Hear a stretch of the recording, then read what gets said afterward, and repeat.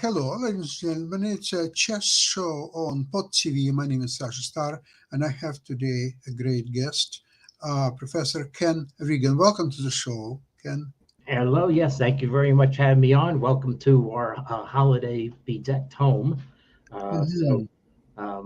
For this one, I've just finished a very busy term, so technically haven't posted my grades yet. There's still some makeup work, but Yeah, it's great to see you in home because normally we see you in the auditorium with a huge board where some flying some objects which, except you, probably nobody can fully understand. yes, But that was just after I came from teaching a lab class. So yeah, yeah. Okay, it's great to have you home. And the chess life is still going strong. We just witnessed the very strong Grandmaster tournament finish with Grandmaster Gukesh right. to first prize. And that makes him eligible for the candidates tournament. Now, is he eligible on the basis of the FIDE circuit or for rating? Is which one is he going for there? I think rating, and I think that there are some rating points will be awarded during the Rapid and Blitz Championship, which is coming in a few days. That also mystifies me because I thought only the classical rating was at issue. That's Uh, exactly what I don't understand how it all works, and this is the rules are so vague. They're changing.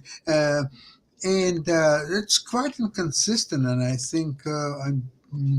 I disagree with that because a lot of grandmasters have their calendar for months ahead, and now they have to scramble to make some different adjustments Well, based on some rumors, essentially. part of the scrambling, of course, makes it exciting, and perhaps that element of it was on purpose. Okay, Okay, okay. and it also, let's put it this way, let's look at one very big bright side. You have all the interest on this, and the interest is focused on three different continents. You've got Gukesh and Eric Gaisi also playing in Chennai, India. And let me point out, nobody's mentioned this. According to what I see, this is the first 2,700 plus classical tournament ever held in India. There have been Absolutely. Tata, Rapid, and Blitz category 20, but this is or 21, 20, I think. But this is category 19, classical chess, first ever in India. You have people playing in Sitges, Spain. Lenier withdrew. And you have Ali Riza Firouzja right now, as we speak, in an arranged series of matches in France. And the other people involved, one of the other person involved is Wesley So, playing in the United States. So um, now I'm showing the screen of the website 2700chess.com, which maintains live ratings. I don't know how close they are relative to the official calculations um, by FIDE. But here we see Firouzja is less than a point behind Wesley So. And there's no question they're going after the rating one.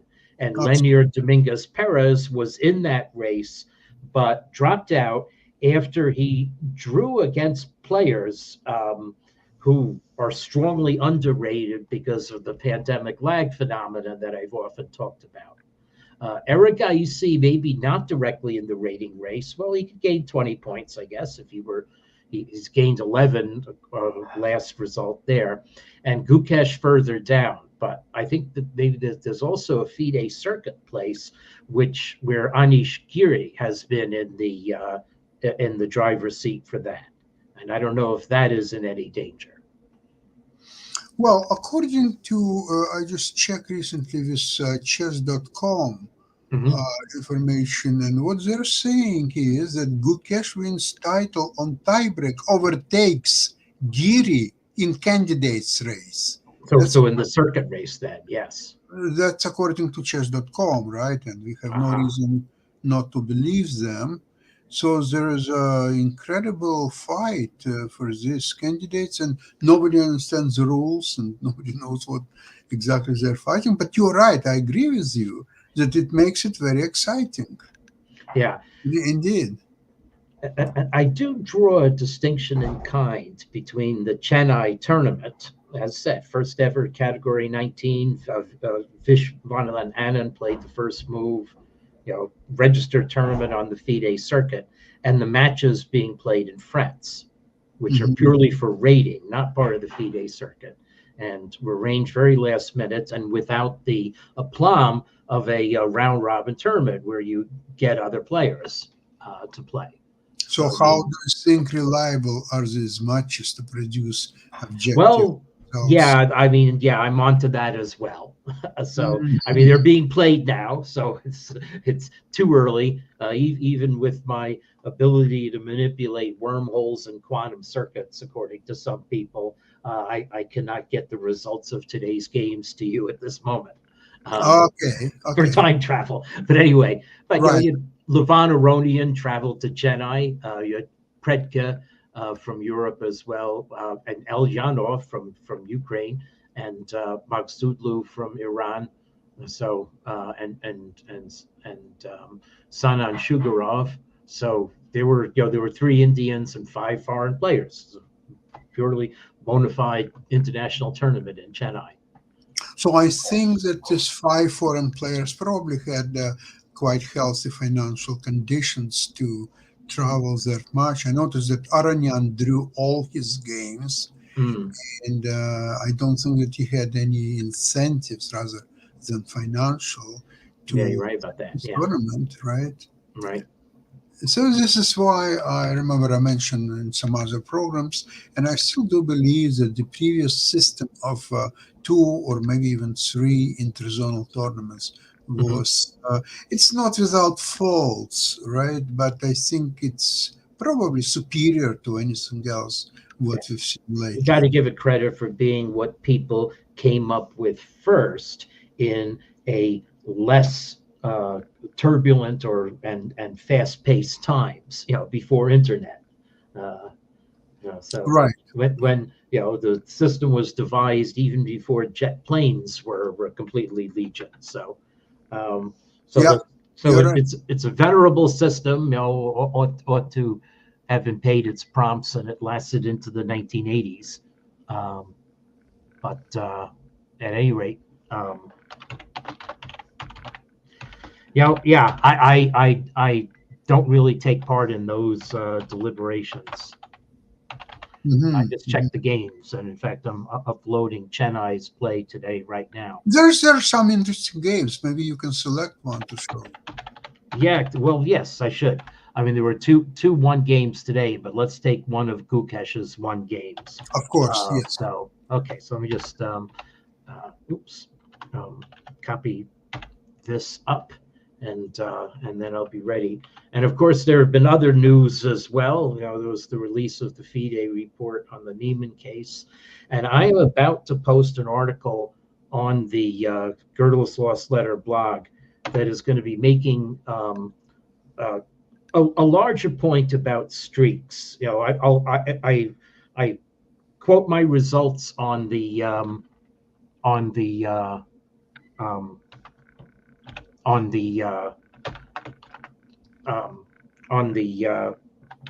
Nakamura streak that I gave earlier this month on this show, but I have a lot more to say about the notion of streakiness.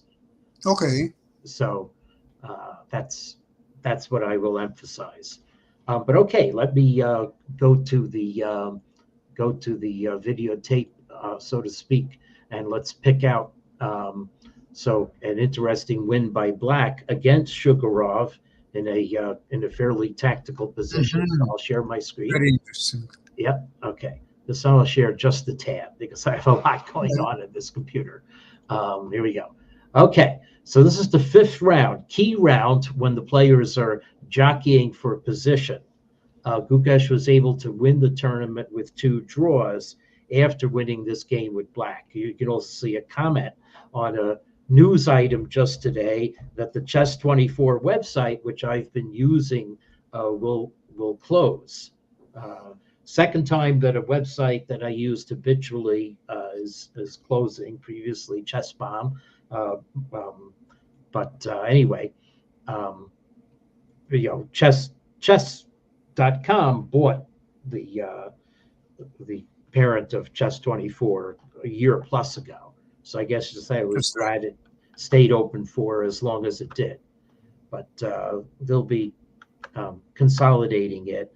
There's some very technical format issues that I'm having with chess.com, including about one player Vignesh at Sunway Sitkus, where if I click on this, Chess24 includes his rating and feed AID, but the chess.com file does not. And that throws off my calculations. And in fact, I just discovered 2 days ago, that that this sort of phenomenon is why my average on Title Tuesday has gone askew from 50.0 to under 49.5. In other words, the records of all the players are not as complete as they are when Mark Crowther puts together the Week in Chess. And Mark Crowther has primarily used Chess24. So I'll have to have some dialogue about that, because a half point is enough to be noticeable for throwing off my results, because some players' records aren't retrieved the same way I've been accustomed to. But overall, there are other changes made by chess.com, maybe in response to things I said that I've been happy with. So hopefully more of the same. Okay, so we play this Tabia of the call it the anti-everything opening, anti-Marshall, anti-Berlin, or Gioco Piano opening. And so Shugarov expands on the queen side, but black has an ace in the hole lurking on a7, the Bobby Fischer bishop, pressuring a weak pawn at f2. But white, for one thing, is trying to bury the bishop on the queen side. However, black chooses this moment to become active. And usually when black is able to play d5 in a position like this, black has at least equality. Okay, Engine maybe doesn't quite agree, but this certainly is not a chronic advantage for white. Okay, so Shugarov just builds, okay, and then decides to take a pawn. Okay, so I might have continued building with bishop b2 and rook d1. In fact, let's go see what the computer was saying here. Yeah, in fact, wanted to build with bishop b1 or bishop e3 to oppose the bishop. Those were all options. But as the third option, the computer does say you can go ahead and grab material, so white does that. So now black, however, is able to gain some activity. So the question is white overextended? White has two minor pieces on the back row. It usually doesn't happen, but white has an extra pawn for the troubles, and white isn't in any immediate danger just yet.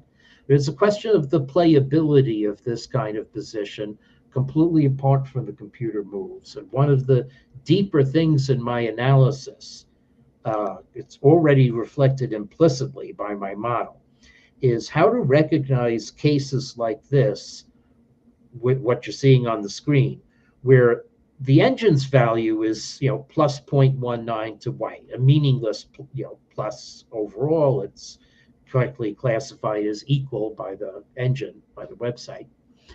But alternatives to this move are subtly worse. They're not disastrously worse. They're not like a blunder if you play a different move, but it's more than a little incremental slip. A difference of 10 centipoints even could just be error, experimental error in the chess program's evaluation. But 20 centipoints is where you say probably not.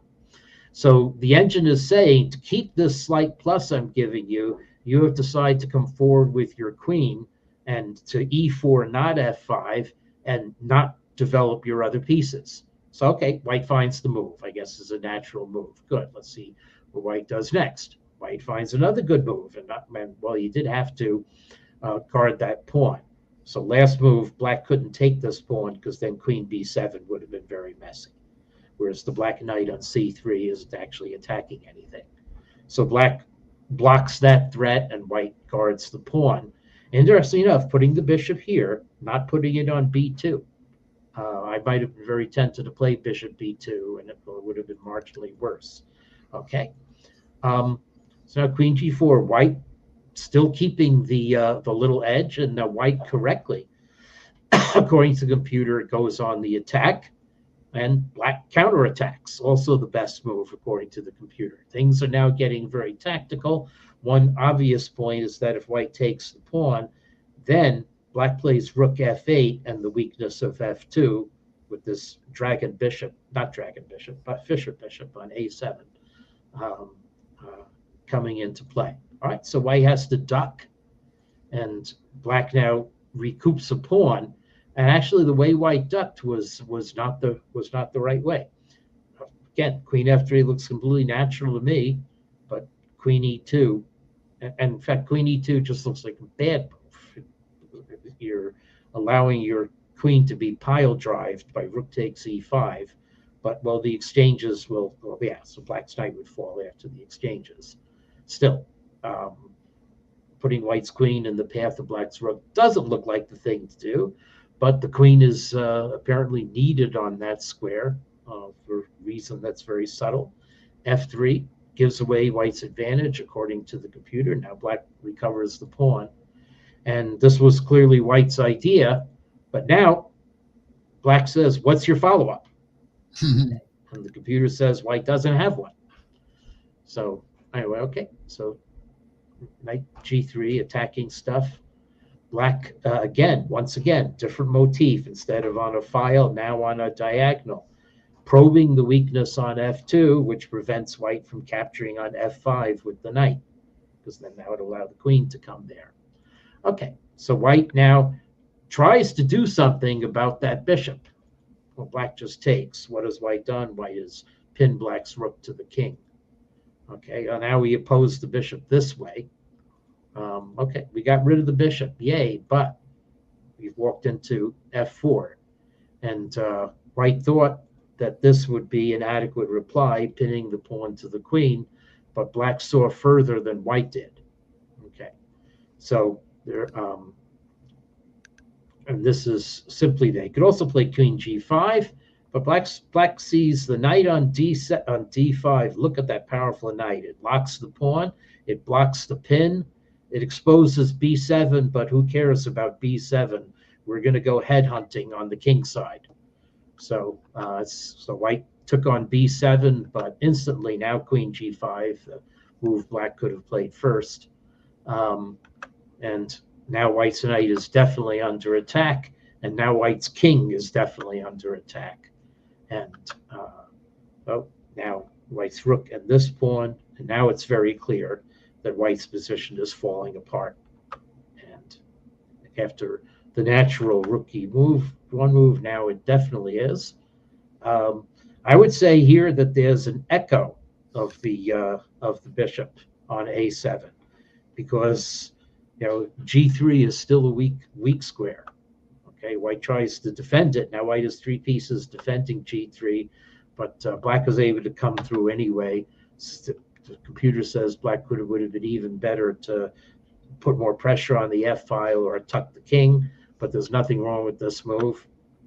Okay, and computer says, yeah, that's right. Actually, what the computer says is, I think white could possibly climb back into the game, but after you take with the knight, that's not the case anymore. And so just too many leaks in this position. So white's knight is pinned, can't do anything, and black is going to exploit the pinned knight 2 more times. Rook there, and then queen down there, checkmate, supported by the rook. So white at least tries to cover the h5 square, since it's not covering the h5 square.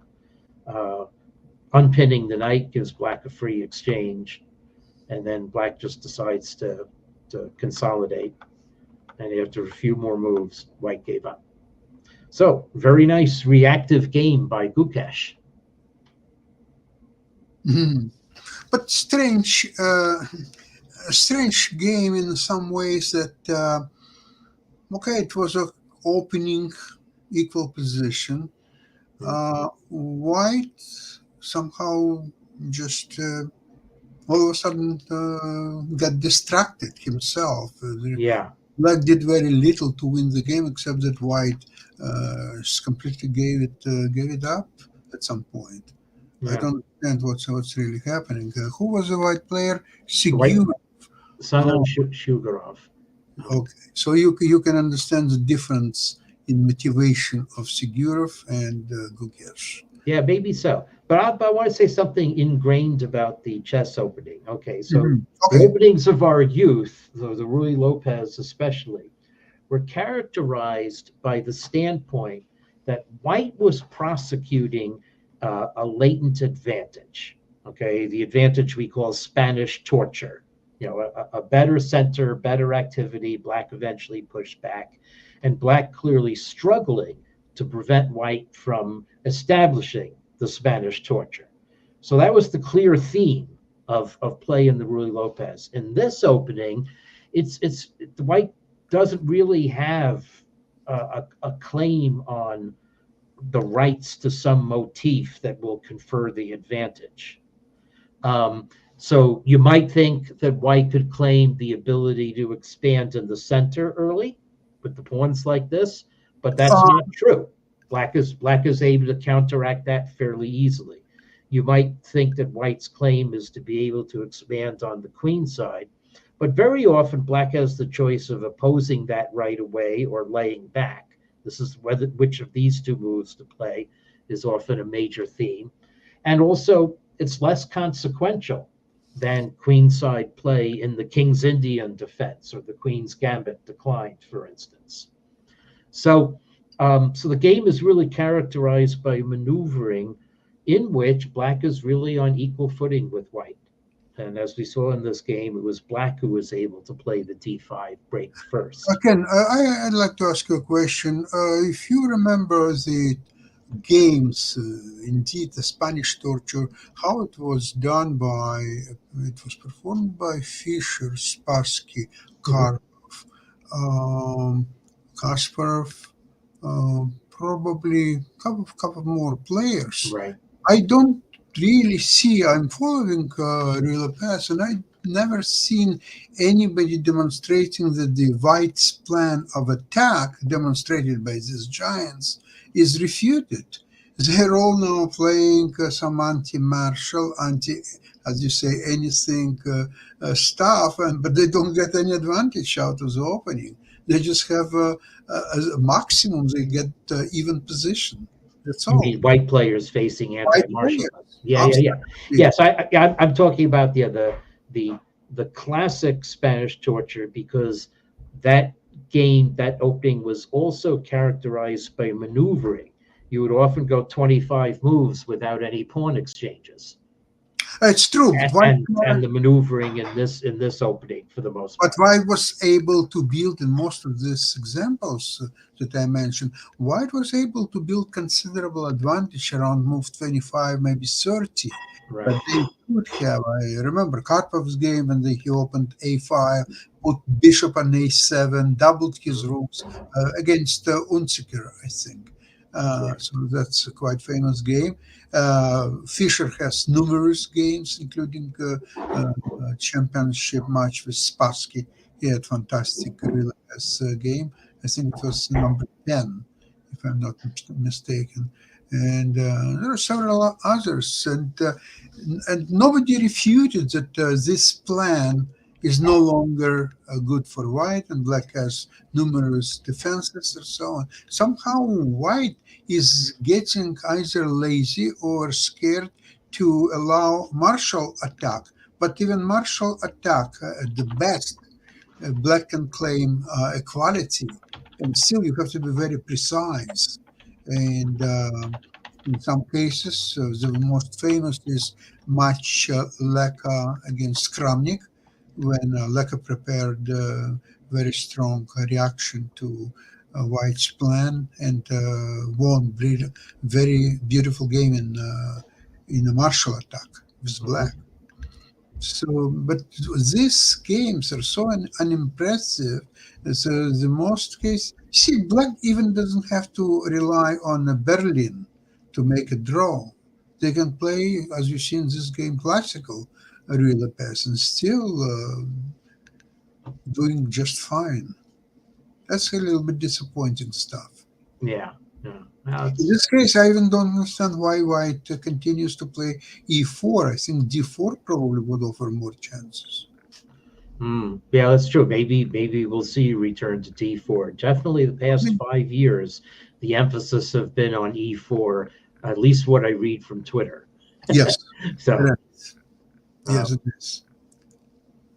but oh, yes, I know that's now I'm remembering the name of a player. Okay, so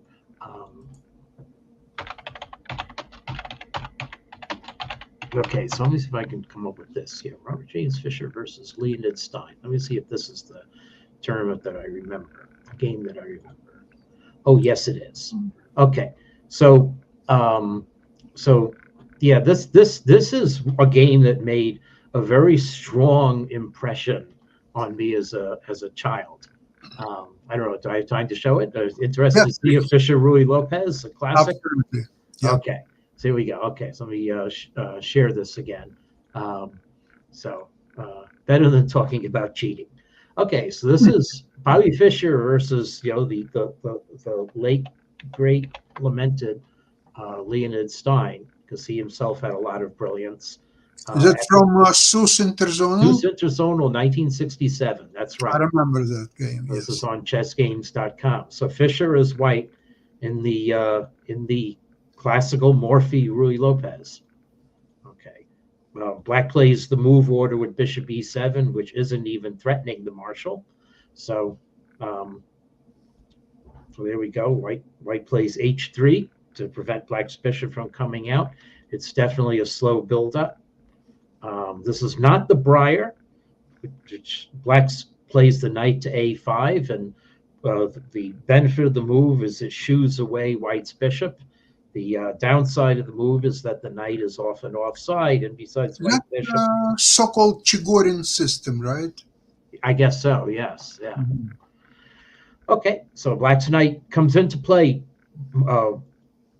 more immediately and actually reroutes itself to b6. Still a little offside, but definitely better than a5, at the cost of several tempi.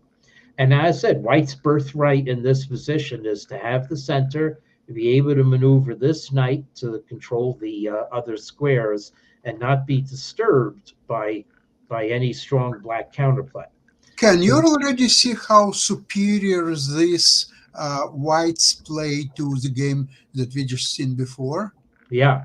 Well, but Leonid Stein didn't know to play the Berlin. And also it was shortly afterward, in Arkhangelsk and other places, that Black and the Ruy Lopez discovered that bishop c5 was a viable place. Yes. You would sometimes lose one or even two pawns, but you get an end game where you have enough activity to recover them. So if White goes for the pawns, White usually tries to keep the tension, and we get a different kind of game. Now, Black Fischer was never scared to have a position with extra pawn. I think Fischer never stayed away from it, this opportunity. Yeah, I guess so. Even the bishop takes h2 move against Spassky. Well, he was scared against that. Now, the thing is, Black could have played the Briar by just going knight b8 to d7. Instead, Black played knight a5, c4, b6, d7. On the other hand, it's not clear that White's b3 was an achievement. So maybe Black has lost only one tempo this way. And White, in fact, decides to play b4, which is restraining what Black will be able to do. And now we finally have an exchange. And I have to say, I would ordinarily not have made that exchange, except for calculating the fact that by taking away the c3 pawn, now you can attack and take over the b4 square.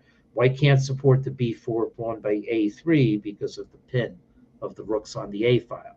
So White captures, and usually capturing is a concession, because now White has isolated pawn on a2, whereas Black's pawns are together, and in fact here they come.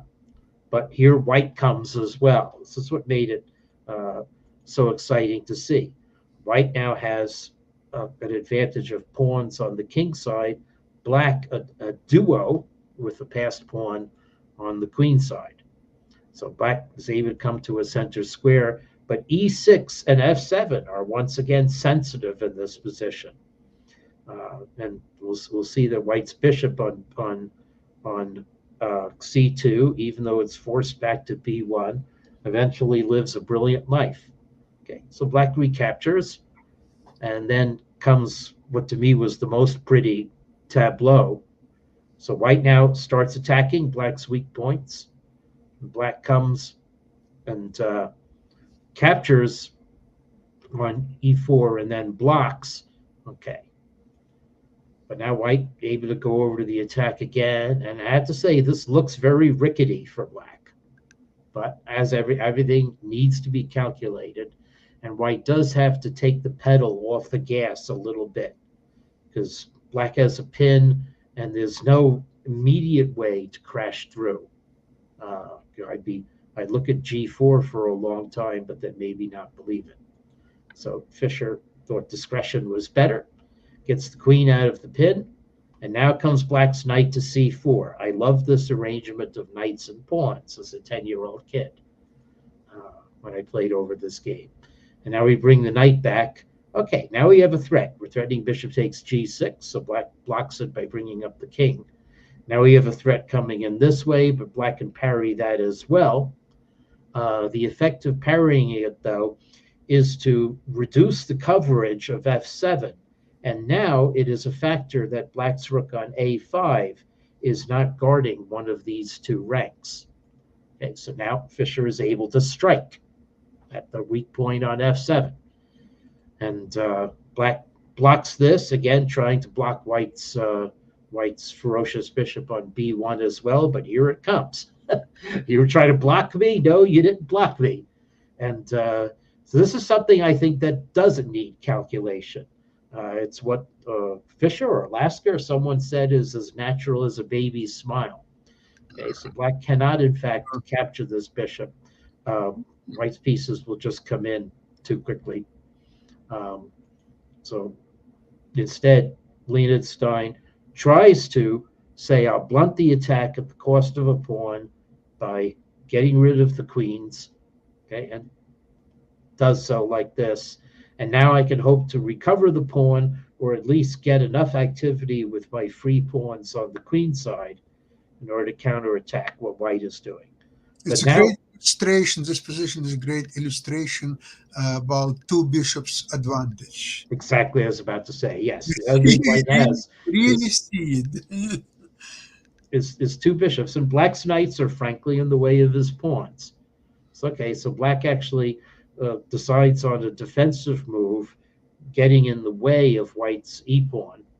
Okay, and now white is able to still bring a lot of attacking power against black's position, even at what looks like the cost of this pawn. But here white comes. Now the problem is that black's rook on e6 cannot stay unopposed on the e-file, and if it moves off the e-file, then white has crossfire on e7. Okay, so that's exactly what happens. So white's crossfire on e7 is going to outweigh black's capture of the bishop on f4. Okay, well, actually, black's capture of the bishop on f4 just loses the rook. But there was nothing better that black had to do, because there's no way to guard e7. If you go king f8, the knight forks the king and rook that way. Okay, and none of black's knights are too far away to make a difference. This knight is raked by white's bishop on f3, so it cannot come to the aid of black's position. So in fact, this was definitely black's least evil. But now down a pawn, and we just play some more moves down an exchange. Now black's pawns are weak and uncoverable.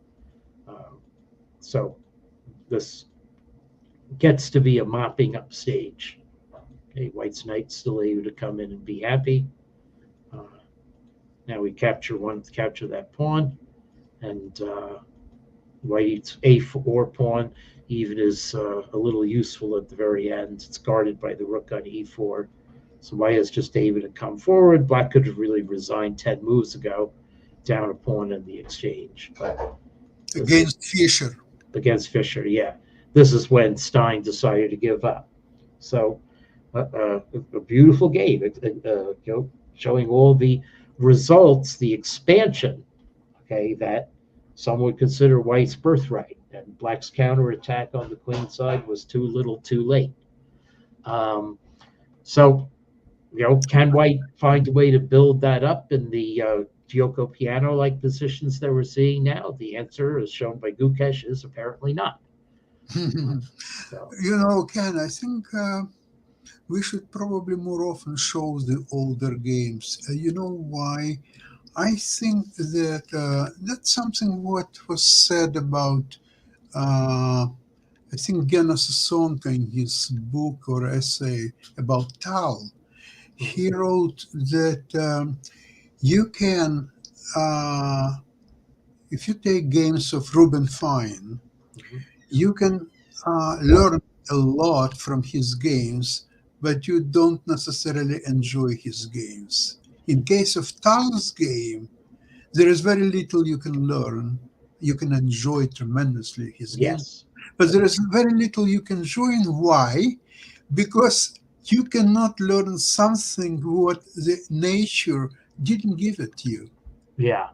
Tal's talent, his vision, if you don't have it, how you can learn it? Right. So you can just enjoy his games, but not try to learn anything from it, because you just, most likely, most of us just don't have. But you're saying that Fischer you can learn from. Yeah, I think Fischer is one that you can actually learn a lot, and especially his book, My 60 Memorable Games. Yeah, indeed, you can learn a lot. And I know in Soviet Union, that was a book that people were dying to get one. There was I still have it, Russian translation of this book, and people were ready to pay any money, it doesn't matter how much, just to get this book, because this is probably one of the best books ever written, and it's such a deep, not only understanding of positions, but ability to explain the nature. In relatively few words. Okay. Yeah, It's not like Kasparov Yeah. when he annotates, but yeah. And also, yeah, you can learn actually from Kasparov, my great predecessors. His writings about Fischer, incredible. I'll tell you what, Fischer, Karpov is incredible, Korchnoi is great. And I love that much Capablanca Alohin, which he brings two sides of the match. One when he writes about Capablanca, and another one he writes about Alohin. The same match, the same games, and he's completely differently portrays them. And what was interesting, what I was not aware of, when the score was +4 for Alohin and +3 for Capablanca. So Alohin had one game lead. But apparently, if the score would be 5-5, so the match would be drawn. So essentially, Capablanca needed to win at that point 2 games, and so was Alohin to win the match. So the chances were equal. Believe it or not, with the score 4-3 in Alohin's favor, it was mathematically even match. Oh, wow. I was not aware of that, but I was not aware of that either. Yeah. Yeah, I read it in Kasparov's book. Anyway, Ken, it was a fantastic program today. Thank you so much. Sure thing. I think next week probably we will take a break. We'll do one of the I'll be on holiday travel. That's right. But the following week after New Year's, the week after that, and we'll resume. Look for my post on the Gödel's Lost Letter blog about possible cheating at Wordle. Where should I get it? Oh, I haven't posted it yet. I'll send you when I write. I haven't finished it. So please send it. I always enjoy everything. It's the beginning of my responses to Kramnik. I have not had time this busy month to make a full response yet. Excellent. Looking forward so much. Have a great holidays. Okay. And I see you in the next program whenever we will have it. Okay. And all the best to you. Thank you. Bye-bye. Bye.